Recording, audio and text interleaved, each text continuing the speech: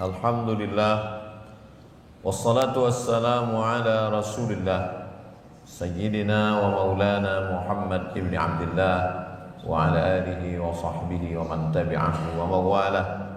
Ashhadu an la ilaha illallah wahdahu la syarika lah, wa ashhadu anna sayyidana Muhammadan abduhu wa rasuluhu la nabiyya ba'dah. Allahumma salli ala sayyidina Muhammadin nabiyil ummi wa ala alihi wa sahbihi wa barik wa sallim. Qala Allah ta'ala fil Qur'anil azim wa huwa asdaqul qailin. A'udzu billahi minasy syaithanir rajim. Ya ayyuhalladzina amanu taqullaha haqqa tuqatih wa la tamutunna illa wa antum muslimun. Wa qala ta'ala fi ayatin ukhra, ya ayyuhalladzina amanu taqullaha wa qulu qawlan sadida yuslih lakum a'malakum wa yaghfir lakum dhunubakum wa man yuti'illaha wa rasulahu faqad faza fawzan 'azima. Ibadallah, usikum wa nafsi bi taqwallahi wa ta'atihi faqad fazal muttaqun. Hadirin jamaah Jumat yang dimuliakan Allah Subhanahu wa ta'ala. Untuk apa Allah menciptakan manusia? Pertanyaan ini difikirkan oleh para pemikir-pemikir tua dari Yunani yang dikenal dengan filosof.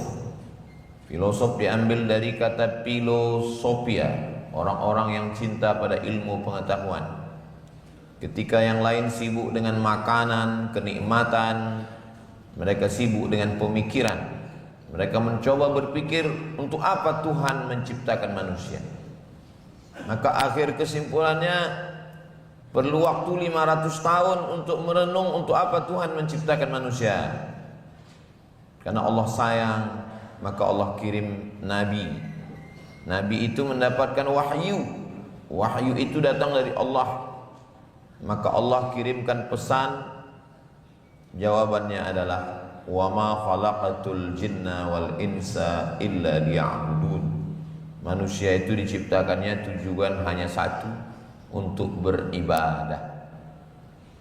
Kalau difahami bahwa ibadah itu hanya sholat, puasa, berzikir, baca Quran, lalu bagaimana orang mau mencari nafkah, berdagang, berniaga, bertani? Maka dalam Islam ibadah tidak hanya ritual. Ibadah dalam Islam dibagi dua. Ibadah yang pertama adalah ibadah mahdhah, yang tidak bercampur dengan unsur keduniawian. Ibadah yang ada rukunnya, syaratnya, wajibnya, sunatnya, makruhnya.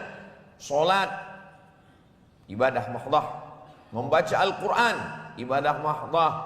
Berzikir, ibadah mahdhah. Tapi ada perbuatan-perbuatan yang sebetulnya adalah memang perbuatan seluruh manusia, tapi dia dinilai sebagai ibadah. Makan misalnya, dalam Islam makan adalah ibadah, dengan syarat menyebut nama Allah, dan niatnya kalau dia kenyang, tujuannya untuk liyuqima sulbahu, makan bergizi, bertenaga untuk menegakkan tulang belakang supaya bisa menegakkan agama Allah. Maka makan menjadi ibadah dengan menyebut nama Allah. Kata Nabi, ya ghulam, wahai anak, sammillah, sebut nama Allah. Menikah, semua orang menikah, tapi dalam Islam menikah menjadi ibadah. Man tazawwaja, siapa yang menikah, faqad istakmala nisfal iman. Siapa yang menikah, dia sudah menyempurnakan setengah iman. Maka kalau laki-laki memandang pernikahan adalah ibadah, sebagaimana dia menjaga sholatnya, begitulah dia menjaga hubungan baiknya kepada istrinya. Khairukum, orang yang paling baik di antara kamu, khairukum li ahli, orang yang paling baik kepada istri dan anak-anaknya. Wa ana khairukum li ahli, aku adalah orang yang paling baik kepada keluarga. Sampai pada level najis, kotor, toilet, WC, tempat bau busuk, tapi dia menjadi ibadah. Ketika mengikut sunnah, melangkahkan kaki kiri, Allahumma inni a'udzubika minal khubuthi wal khaba'is, maka berada di tempat itu juga menjadi ibadah. Dan ketika keluar dari toilet, dilangkahkan kaki kanan dengan berkata, ghufranaka, ampunkan aku ya Allah. Mengapa orang keluar dari kamar mandi, keluar dari toilet, keluar dari WC mengatakan ampunkan aku? Apa dosa yang dia lakukan? Karena Allah menciptakan lidah, guna lidah untuk menyebut Allah.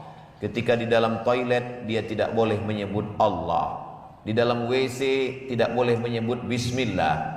Di dalam toilet tidak boleh menyebut Alhamdulillah, Allahu Akbar, la haula wa la quwata illa billah. Tak boleh menyebut nama Allah, karena nama Allah mulia. Tidak boleh disebut di tempat yang kotor. Maka ketika keluar dari toilet itu dia katakan ghufranaka, ampunkan aku, karena aku tidak memfungsikan lidah sebagaimana mestinya. Dan Allah mengampunkan karena sudah diajarkan kepada Nabi Muhammad sallallahu alaihi wasallam keseimbangan antara ibadah mahdhah yang pure, murni, original ibadah dengan aktivitas sehari-hari yang sepertinya bukan ibadah, tapi kalau disebut nama Allah menjadi bernilai ibadah. Itulah yang paling penting dalam Islam. Ada orang-orang yang memang dia tahajud malam, dari sholat isya sambung tarawih, dilanjutkan witir, tadarus, hatam Quran, tidur sejenak, bangun lagi, sholat sunat, tahajud, melaksanakan qiyamul lail. Di waktu siang dia lebih banyak beristirahat. Bisa jadi karena usia, bisa jadi karena memang dia tidak ada aktivitas lain. Maka ibadahnya adalah ibadah mahdhah. Tapi ada orang-orang yang tidak bisa demikian. Dia masih perlu menjaga keselamatan, ketentraman, keamanan negara.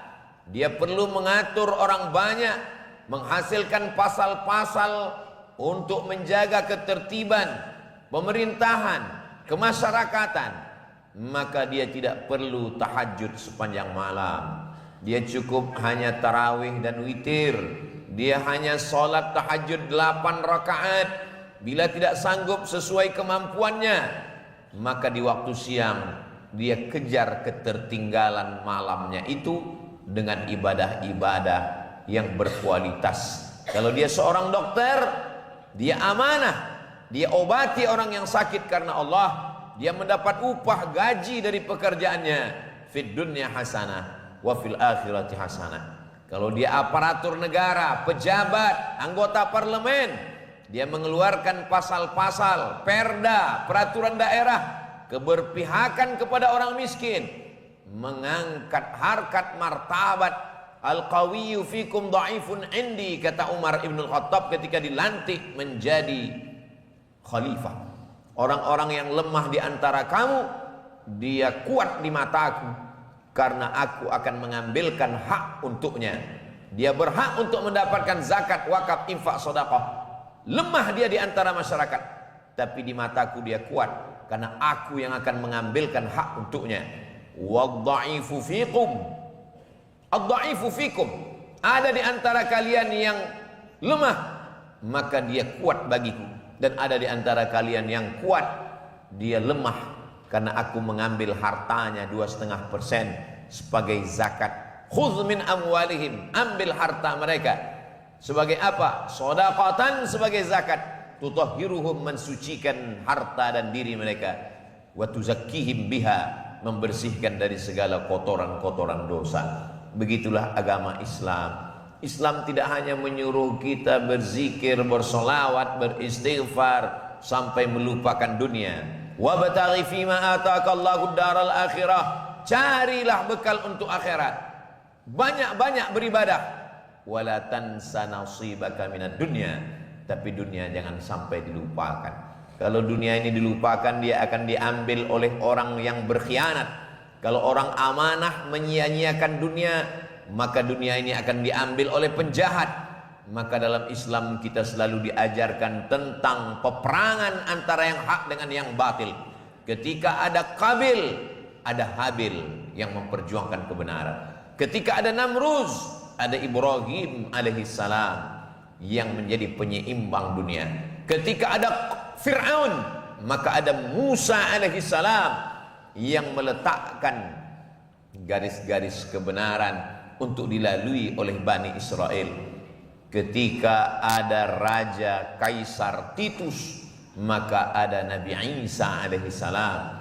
Ketika ada Abu Jahal, Abu Lahab, maka ada Sayyidina wa Maulana wa Syafi'ina Muhammad sallallahu alaihi wa alihi wa ashabihi wa baraka wa sallam. Begitulah Allah menjaga ketertiban dunia. La ta'murunna bil ma'ruf, ajak orang berbuat baik, wa la tanhauna 'anil munkar, larang orang berbuat mungkar. Kemungkaran tidak bisa diselesaikan hanya dengan khutbah Jumat. Judi online, illegal logging, perniagaan manusia diperjualbelikan antar negara, tidak selesai dengan khutbah dan ceramah. Penyelesaiannya adalah dengan kekuasaan, dengan senjata, dengan seragam, dengan pangkat dan jabatan. Itulah amal-amal soleh orang-orang yang punya kekuasaan. Amal soleh mereka bukan sholat duha, karena sholat duha bisa dilakukan siapapun, kapanpun, dan dimanapun. Tapi ada amal-amal yang hanya bisa dilakukan oleh orang-orang yang punya jabatan dan kekuasaan. Itulah amal yang paling utama. Itulah amal yang akan diminta tanggung jawab di hadapan Allah Subhanahu wa taala. Sab'atun yudhilluhumullah, ada 7 golongan yang akan dapat naungan ketika panas, seakan-akan matahari itu sejengkal dari ubun-ubun. Manusia semuanya ada yang tenggelam karena peluh keringatnya sampai ke mata kaki, ke lutut, ke pinggang, ke leher, tenggorokan. Tapi ada orang-orang yang tidak kepanasan. Mereka bukan ulama, mereka bukan penghafal Quran. Siapa mereka? Golongan yang pertama, imamun adilun, pemimpin yang adil. Orang-orang yang dititipkan amanah jabatan kekuasaan dan kemudian menggunakannya untuk agama Allah, untuk mengangkat harkat martabat du'afa, fakir miskin, anak yatim, meletakkan harta kekuasaan di tempat yang mulia. Disitulah dia akan dimuliakan Allah Subhanahu wa taala. Ulama berjuang dengan ilmunya, dengan fatwanya, dengan tausiahnya, dengan ceramahnya. Penguasa berjuang dengan kekuasaannya. Hakim berjuang dengan palu yang akan memutus mata rantai orang-orang miskin, orang-orang kaya, tidak berdaya di hadapan hukum. Kenapa? Karena ada orang adil yang memutuskan perkara. Itulah ibadah mereka. Wa ma khalaqtul jin wal insa, manusia diciptakan untuk beribadah, ibadah sesuai dengan yang sudah digariskan Allah Subhanahu wa taala. Man ahdatsa, siapa yang membuat-buat ibadah, man ahdatsa fi amrina hadza ma laysa minhu fa huwa rad. Amal ibadah yang tidak diajarkan Nabi, maka amal itu tertolak, amal itu tidak diterima sebagai ibadah. Ibadah mahdhah kita tidak kita tinggalkan sesuai yang digariskan dalam rukun Islam. Antas syahada an la ilaha illallah, bersyahadat asyhadu an la ilaha illallah wa asyhadu anna muhammadar rasulullah sallallahu alaihi wasallam, wa tuqimas shalah, salat jangan pernah tinggal. Jangankan jabatan, jangankan kekuasaan, jangankan persahabatan, jangankan seragam, jangankan harta benda, bayang-bayangmu pun akan hilang ketika matahari tenggelam. Orang masih bangga punya bayang-bayang karena masih ada cahaya matahari, tapi ketika matahari tenggelam, bayang-bayang pun meninggalkan orang. Bayang-bayang tak lagi kekal bersama manusia. Yauma yafirrul mar'u min akhih, hari itu orang lari dari saudara kandungnya. Wa ummihi, ibu kandung lari dari anak. Wa abi, ayah kandung meninggalkan buah hati, belayan jiwa. Wa sahibatihi, istri meninggalkan suami, suami meninggalkan istri. Wa bani, anak-anak keturunan yang digendong dengan penuh kasih sayang, semuanya hilang. Untuk apa? Kenapa? Mengapa? Likulli imri'in minhum yawma idzin sya'nun yughnih. Setiap orang sibuk mengurus urusannya masing-masing. Dan yang pertama ditanya nanti ketika kita menghadap Allah, inna awwala ma yuhasabu bihil 'abdu yaumal qiyamah, yang pertama kali dihisab, dihitung pada hari kiamat, salatuhu, adalah salat. Salat jangan sampai tinggal. Tapi di samping salat, kita masih ada selalu amal ini disandingkan dengan salat lebih dari 50 kali bersanding. Wa aqimus shalah wa atuz zakah, alladzina yuqimuna shalah wa yu'tuna zakah, yu'minuna bil ghaibi wa yuqimuna shalah wa mimma razaqnahum yunfiqun. Zakat, zakat menjadi kewajiban. Itulah kenapa orang Islam mencari harta, karena di samping harta ada zakat. Zakat dipakai untuk menolong 8 golongan manusia. Innamas shadaqatu lil fuqara wal masakin wal 'amilina 'alaiha wal mu'allafati qulubuhum wa fir riqab wal gharimin wa fi sabilillah wa ibnis sabil. Di samping itu ibadah yang sedang kita laksanakan hari ini, merasakan kedekatan dengan Allah, puasa, merasakan pengawasan Allah, la ta'khudhuhu sinatu wala naum, puasa, merasakan laparnya fakir miskin, bahwa saudara-saudara kita anak yatim, du'afa, ada yang tidak makan berhari-hari. Kita tidak makan hanya menunggu azan maghrib. Kalau sudah lapar itu menyentuh hati, maka ringan tangan berbagi. Keluarlah zakat fitrah di akhir Ramadan, keluarlah sedekah, keluarlah infak, keluarlah wakaf, keluarlah harta benda untuk menolong saudara. Iman tidak hanya diukur berapa kali kita ke Baitullah.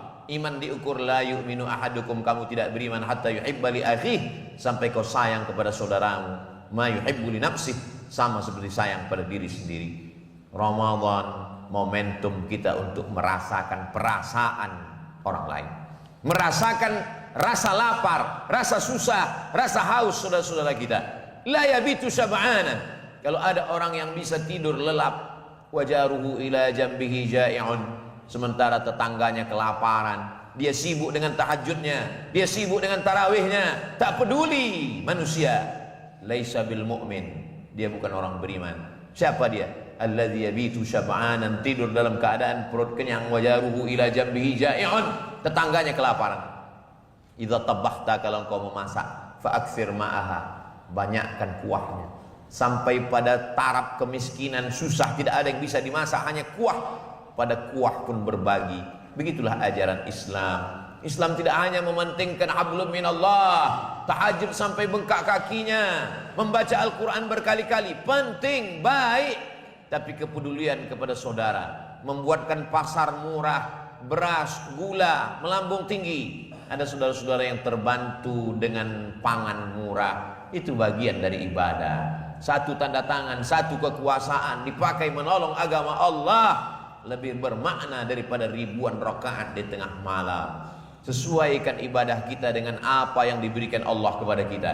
Kalau Allah berikan kita kecerdasan akal, gunakan untuk menghafal Al-Quran, mazhab Hanafi, Maliki, Syafi'i, Hambali, fikih, usul fikih, untuk mendapatkan pahala mengajar. Kalau Allah menitipkan harta kepada kita, ada amal yang mengalir, shadaqatun jariyah, sedekah yang mengalir sampai hari kiamat. Kalau Allah menitipkan kita jabatan dan kekuasaan, pakai.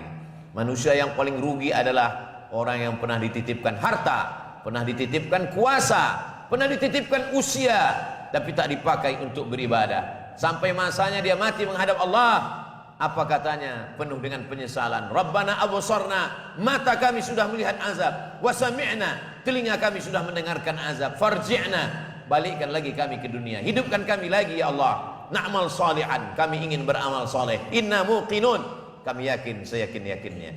Tapi apalah daya, penyesalan tak lagi bermakna, air mata darah diteteskan, hidup tak dapat kembali, tidak ada jalan untuk kembali. Barakallahu li wa lakum fil Qur'anil azim, wa nafa'ani wa iyyakum bima fihi minal ayati wadh-dhikril hakim, wa taqabbala minni wa minkum tilawatahu innahu huwal ghafurur rahim. Allahumma shalli wa sallim ala sayyidina Muhammad wa ala ali sayyidina Muhammad.